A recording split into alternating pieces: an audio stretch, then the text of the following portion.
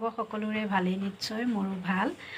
বহুত দিন হ'ল কোনো ধৰণৰ ৰেচিপি দিয়া নাইকিয়া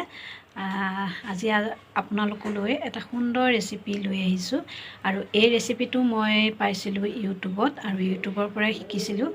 আৰু আজি ভাবিছোঁ সেই ৰেচিপিটোৱে আপোনালোকক দেখুৱাওঁ আৰু সেই ৰেচিপিটো হৈছে ৰাছিয়ান অমলেট খাই খুব ভাল লাগে আৰু আপোনালোকেও এনেদৰে বনাই খাই চাব বহুত টেষ্টি হয় আৰু ভিডিঅ'টো আৰম্ভ কৰাৰ আগতে আপোনালোক সকলোকে পুনৰবাৰ মোৰ চেনেললৈ স্বাগতম জনাইছোঁ গতিকে ভিডিঅ'টো আৰম্ভ কৰোঁ আজি ৰেচিপিটোৰ বাবে মই লৈছোঁ কণী দুটা কেঁচা জলকীয়া দুটা পিঁয়াজ এটা ধনিয়া পাত কেইডালমান বিলাহী এটা আৰু এটা বেঙেনা প্ৰথমতে মই বেঙেনাটো পুৰি লওঁ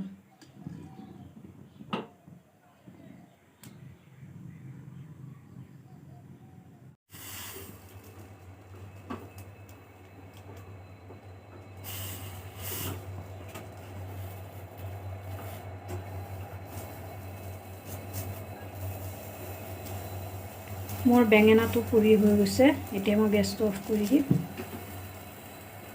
বেঙেনাটোৰ মই বাকলিখিনি গুচাই ল'লোঁ এটা বাটিত মই কণী দুটা ভাঙি ল'লোঁ আৰু ইয়াতে মই পিঁয়াজ সৰু সৰুকৈ কাটি দিছোঁ লগতে দিছোঁ বিলাহী ধনিয়া পাত জলকীয়া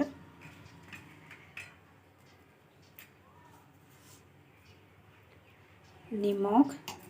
আৰু অকণমান হালধি এতিয়া এইখিনি ভালদৰে মিক্স কৰি ল'ম এতিয়া বেঙেনাটো মই এনেদৰে অকণমান কাটি ল'ম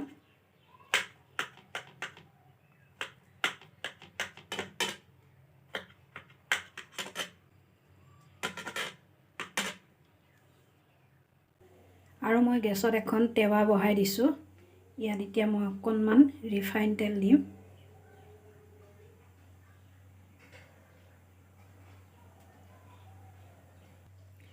তেল গৰম হৈছে মই এতিয়া জুই কমাই দিম এতিয়া মই ইয়াত বেঙেনাটো দি দিম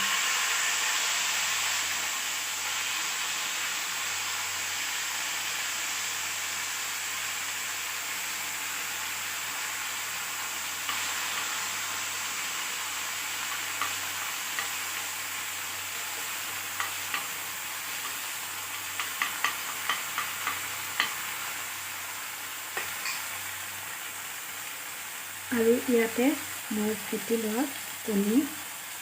দি দিছোঁ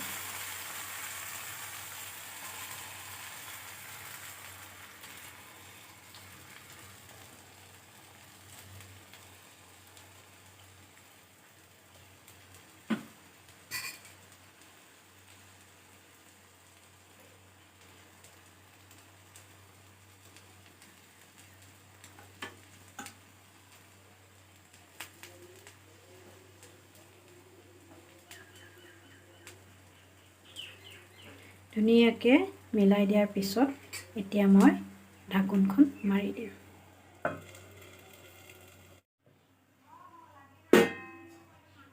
এয়া অমলেট বনাই হৈ গ'ল চাওকচোন কিমান সুন্দৰ লাগিছে আৰু এতিয়া মই গেছটো অফ কৰি দিম ৰেচিপিটো চাই যদি আপোনালোকৰ ভাল লাগিল তেনেহ'লে like comment share and subscribe কৰিবলৈ নাপাহৰিব আৰু আজিলৈ ভিডিঅ'টো মই ইমানতে সামৰিছোঁ ধন্যবাদ